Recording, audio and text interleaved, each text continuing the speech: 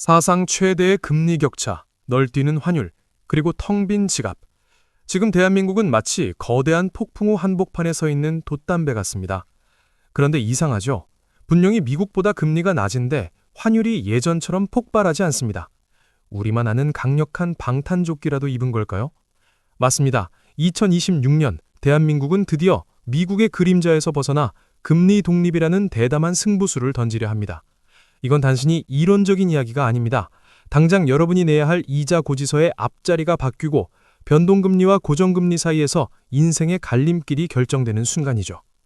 한국은행이 왜 욕먹을 각오를 하고 상반기 중 2번의 인하 가능성을 두고 저울질하고 있는지, 그 뒤에 숨겨진 2026년 생존 지도를 지금 공개합니다. 여러분, 숫자는 가끔 거짓말을 하지만 때로는 비명보다 더 생생하게 진실을 말해주기도 합니다. 지금 우리 앞에 놓인 1.8이라는 숫자가 바로 그렇습니다. 2026년 대한민국 경제성장률 전망치 1.8%. 이 숫자를 보고 그냥 경기가 좀 안 좋나 보다 하고 넘기신다면 정말 위험합니다.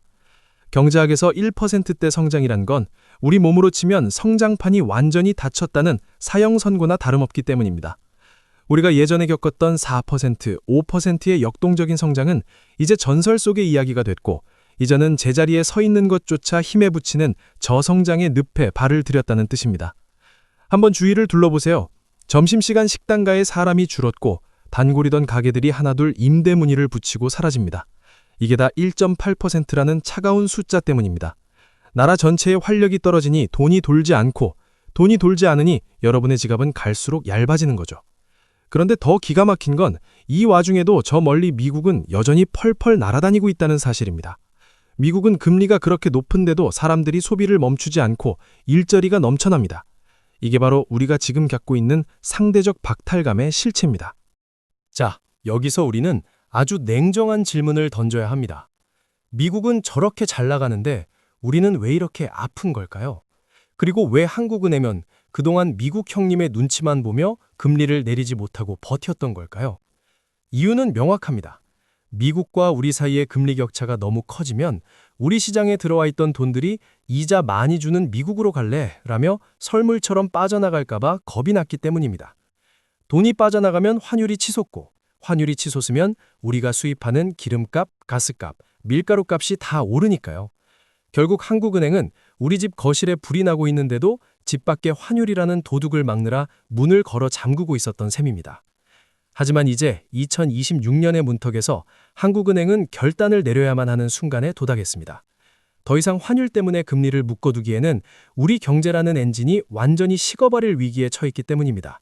엔진이 꺼지면 다시 켜는 데는 몇 배의 노력이 듭니다. 지금 자영업자 연체율이 치솟고 가계부채가 한계치에 다다른 상황에서 미국이 내릴 때까지 기다리자는 말은 다 죽고 나면 약을 주겠다는 소리와 똑같습니다. 그래서 2026년은 대한민국 경제사에 아주 기록적인 해가 될 겁니다. 우리가 수십 년간 지켜온 미국 따라하기라는 정답지를 과감히 찢어버리고 우리만의 생존을 위해 먼저 움직이는 금리 피벗의 해가 될 테니까요. 물론 환율이 걱정되시겠죠. 미국보다 금리가 낮은데 정말 괜찮을까? 하는 의문이 드는 게 당연합니다. 하지만 놀랍게도 우리에게는 2025년에 공들여 준비한 아주 강력한 방패가 하나 있습니다. 이 방패 덕분에 우리는 환율이라는 괴물을 어느 정도 진정시키면서도 우리 경제에 따뜻한 온기를 불어넣을 금리 인하라는 처방전을 쓸 수 있게 된 겁니다. 도대체 그 방패가 무엇이기에 한국은행이 이토록 자신감 있게 일부 전망에서 거론되는 상반기 2번의 인하 시나리오를 저울질하는 걸까요? 그리고 이 결정이 내려졌을 때 여러분이 지금 안고 있는 대출이자는 정확히 몇 %나 줄어들게 될까요? 이제 우리는 단순히 뉴스를 구경하는 관객이 아니라 이 거대한 변화의 흐름을 타고 내 자산을 지켜낼 전략가가 되어야 합니다. 대한민국 경제가 미국의 그늘에서 벗어나 독자적인 생존 모드에 돌입하는 그 짜릿하고도 절박한 순간, 그 구체적인 시나리오를 이제 하나씩 파헤쳐 보겠습니다. 자, 그럼 이제 그토록 강조했던 그 신비한 방패의 정체를 공개할 시간입니다. 바로 세계 국채지수, 영어로는 WGBI라고 불리는 녀석입니다. 이름만 들으면 머리가 아프시겠지만 아주 쉽게 비유하자면 이건 대한민국이라는 국가의 신용장 위에 찍힌 전 세계 부자들의 보증수표라고 생각하시면 됩니다. 그동안 우리는 환율이 오를까봐 금리를 내리지 못하는 이른바 환율의 포로 신세였습니다. 그런데 2025년 하반기 우리가 이 지수에 정식으로 편입되면서 상황이 완전히 뒤집혔습니다. 전 세계에서 가장 힘센 투자 자금들이 한국 국채는 이제 믿고 살 수 있는 안전한 금덩어리다 라고 공식적으로 인정을 해버린 겁니다. 이게 왜 방패가 되냐고요? 예전에는 우리가 미국보다 금리를 낮추면 한국은 이자가 적네? 돈 빼서 미국 가야지? 하고 돈들이 썰물처럼 빠져나갔습니다. 그런데 이제는 상황이 다릅니다. 이 지수를 따라 움직이는 수십조 원 규모의 글로벌 자금이 점진적으로 유입되면서 환율 변동성을 완충하는 역할을 하게 됩니다. 환율이 요동쳐도 웬만해서는 배가 뒤집히지 않는 거대한 평형수를 배 밑바닥에 채운 셈이죠. 이 든든한 방패가 생기자마자 한국은행은 드디어 고개를 들어 우리 집 안방에 불을 끌 준비를 시작했습니다. 그렇다면 한국은행이 쥐고 있는 구체적인 시나리오는 무엇일까요? 제가 취재하고 분석한 바에 따르면 2026년 상반기 우리 경제의 운명을 가를 두 번의 결정적인 순간이 있습니다. 시장 전문가들 사이에서는 1월과 4월이 유력하다는 전망이 나옵니다. 왜 하필 이 시기일까요? 우선 1월에는 그동안 우리를 괴롭혔던 소비자 물가가 드디어 한국은행의 목표치인 2%에 완벽하게 안착했다는 명분이 생깁니다. 중앙은행 입장에서는 이제 물가 잡았으니 죽어가는 경기를 살리기 위해 금리를 내립니다 라고 당당하게 말할 수 있는 최고의 타이밍이 오는 겁니다. 하지만 진짜 중요한 건 만약 4월에도 인하가 이어진다면 이야기입니다. 1월에 한 번 내린다고 해서 차갑게 식어버린 우리 경제가 금방 뜨거워질까요? 천만의 말씀입니다. 1월의 인하가 이제 약을 먹기 시작했다는 신호라면 4월의 인하는 환자를 살리기 위해 약의 용량을 늘리겠다는 한국은행의 절박한 승부수입니다. 2026년 상반기 내내 이어질 저성장의 고통, 그리고 바닥까지 떨어진 소비 심리를 끌어올리기 위해서는 한 번의 인하로는 턱없이 부족하기 때문입니다. 사실 한국은행 입장에서도 이건 엄청난 모험입니다. 미국 연준이 여전히 고금리 기조를 유지하며 눈치를 주고 있는 상황에서 우리가 먼저 두 번이나 금리를 낮춘다는 건 전 세계 시장에 우리는 이제 우리 길을 가겠다라고 선포하는 것과 같으니까요. 하지만 앞서 말씀드린 1.8%라는 충격적인 성장률 전망치는 한국은행을 벼랑 끝으로 몰아넣고 있습니다. 지금 당장 내수라는 심장에 피를 돌게 하지 않으면 나중에는 금리를 0%로 내려도 경제가 살아나지 않는 일본식 장기 불황에 빠질 수 있다는 공포가 중앙은행 내부를 지배하고 있는 겁니다. 여러분, 금리가 내려가는 2026년의 봄은 단순히 대출 이자가 몇만 원 줄어드는 시기가 아닙니다. 대한민국 경제가 미국의 그림자에서 벗어나 우리만의 데이터를 믿고 홀로 서기를 시작하는 거대한 전환점입니다. 환율이라는 족쇄를 WGBI라는 방패로 막아내고 그 틈을 타 우리 경제의 실핏줄인 자영업자와 가게에 온기를 불어넣겠다는 이 치밀한 시나리오. 하지만 여기서 우리는 아주 냉정하게 따져봐야 할 것이 하나 더 있습니다. 금리가 내려가면 과연 모든 게 예전처럼 좋아질까요? 아니면 우리가 미처 예상하지 못한 또 다른 부작용이 우리를 기다리고 있을까요? 이제는 그 장밋빛 환상을 걷어내고 금리 인하라는 약이 투여된 후 벌어질 진짜 경제의 민낯을 마주해봐야 할 때입니다. 하지만 여러분, 세상에 공짜 점심은 없고 모든 약에는 반드시 부작용이 따르기 마련입니다.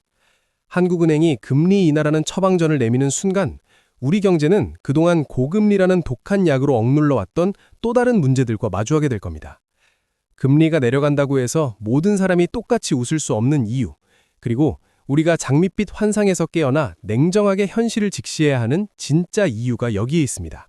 가장 먼저 우리가 마주할 차가운 진실은 K경제의 지독한 양극화입니다.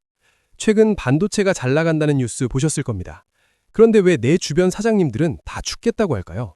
대기업이 벌어들인 돈이 골목상권까지 흐르는 이른바 낙수 요건은 이제 작동하지 않습니다.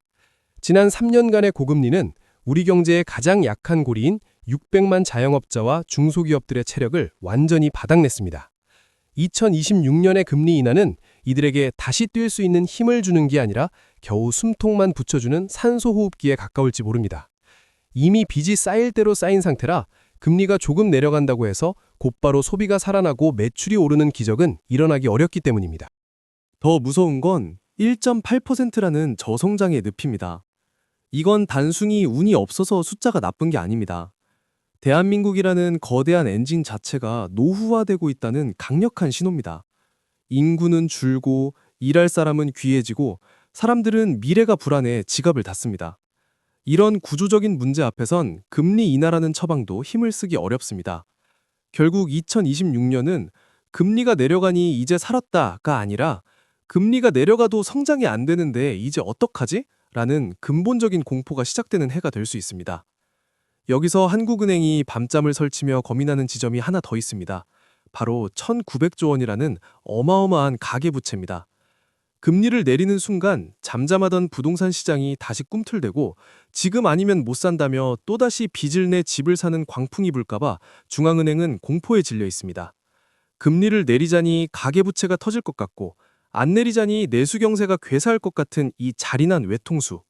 상반기 2번 인하 전망에 나오는 가운데도 한국은행이 계속해서 대출 관리를 엄격히 하겠다고 강조하는 이유가 바로 여기 있습니다.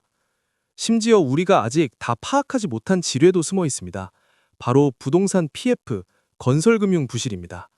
금리가 높을 때 억지로 막아뒀던 수많은 건설 현장의 부실들이 오히려 금리가 내려가며 시장이 재편되는 과정에서 하나둘 터져나올 가능성이 큽니다. 골문 상처는 언젠가 터지기 마련이고 2026년은 그동안 고금리 뒤에 숨어있던 경제의 치부들이 수면 위로 드러나는 혹독한 수술의 시간이 될 것입니다. 여러분, 그래서 2026년은 단순히 버티는 것만으로는 부족합니다. 금리가 내려가는 소리에 취해 다시 빚을 늘리거나 무리한 투자에 나서는 건 폭풍이 잠시 잦아든 것을 보고 바다로 뛰어드는 것과 같습니다. 이제는 질문의 방향을 완전히 바꿔야 합니다. 언제가 바닥일까를 묻는 게 아니라 금리가 내려가도 성장이 멈춘 이 기묘한 시대에 내 지갑을 어떻게 방어할 것인가를 고민해야 합니다. 이제 마지막 조각을 맞춰야 할 때입니다. 이 모든 혼돈과 반전 속에서 과연 누가 2026년의 승자가 될까요? 그리고 여러분이 오늘 밤 당장 점검해야 할 생존 체크리스트는 무엇일까요? 단순히 대출이자가 줄어든다는 소식 너머에 숨겨진 진짜 부자들만 알고 있는 2026년 하반기의 시나리오를 이제 정리해 보겠습니다. 결국 2026년은 우리가 그동안 당연하게 여겼던 성장의 공식이 멈추고 생존의 공식이 시작되는 해입니다. 금리가 내려간다는 소식에 흥분해서 다시 위험한 도박을 시작할 때가 아니라 내 지갑에 난 구멍을 메우고 다음 기회를 기다릴 수 있는 체력을 기르는 시간이라는 뜻입니다. 이 거대한 역전극의 끝에서 누가 웃게 될지는 명확합니다. 남들이 금리 인하라는 달콤한 소식에 취해 있을 때 냉정하게 자신의 부채 구조를 다시 설계하고 현금 흐름을 지켜낸 사람들입니다. 당장 여러분이 해야 할 첫 번째 숙제는 여러분이 가진 대출의 성격을 다시 들여다보는 것입니다. 한국은행의 상반기 중 2번의 인하 가능성이 현실화된다면 지난 몇 년간 우리를 짓눌렀던 고정금리의 굴레에서 벗어나 변동금리로 전환하거나 더 낮은 금리 상품을 검토해 볼 수 있는 시기가 올 수 있습니다. 하지만 명심하세요. 이번 더 많은 빚을 내라는 신호가 아니라 같은 빚이라도 더 가볍게 만들어 내 삶의 여유 공간을 확보하라는 마지막 기회입니다. 두 번째는 1.8% 성장률이라는 차가운 현실을 내 삶의 기준으로 삼는 것입니다. 경제가 빠르게 성장하지 않는다는 건 내 소득이 드라마틱하게 늘어나기 어렵다는 뜻이기도 합니다. 이럴 때일수록 공격적인 투자보다는 방어적인 관리가 빛을 발합니다. 불필요한 지출을 줄이고 언제든 꺼내 쓸 수 있는 비상금을 확보하며 무리한 확장보다는 내실을 다지는 것. 어쩌면 가장 고전적이고 따분해 보이는 이 방법이 2026년이라는 긴 터널을 무사히 통과하게 해줄 유일한 지도일지 모릅니다. 마지막으로 뉴스의 헤드라인이 아니라 그 이면의 흐름을 읽는 눈을 가져야 합니다. 환율이 요동치고 금리가 널뛰는 세상 속에서 세상이 망한다거나 이제 기회가 왔다는 극단적인 목소리에 휘둘리지 마세요. 오늘 우리가 함께 살펴본 데이터들은 대한민국 경제가 비록 아프고 힘들지만 우리만의 방패를 들고 스스로의 길을 찾아가고 있다는 증거이기도 합니다. 위기는 준비되지 않은 자에게만 재앙일 뿐, 흐름을 읽고 버티는 자에게는 다음 시대를 향한 가장 저렴한 입장권이 될 수 있습니다. 경제는 결국 숫자가 아니라 사람의 마음이고 그 마음을 지키는 것은 정확한 정보입니다.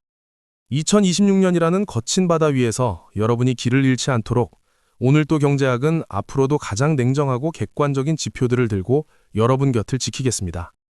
금리의 파도가 방향을 바꾸는 그 결정적인 순간마다 우리는 다시 만나 해답을 찾을 것입니다.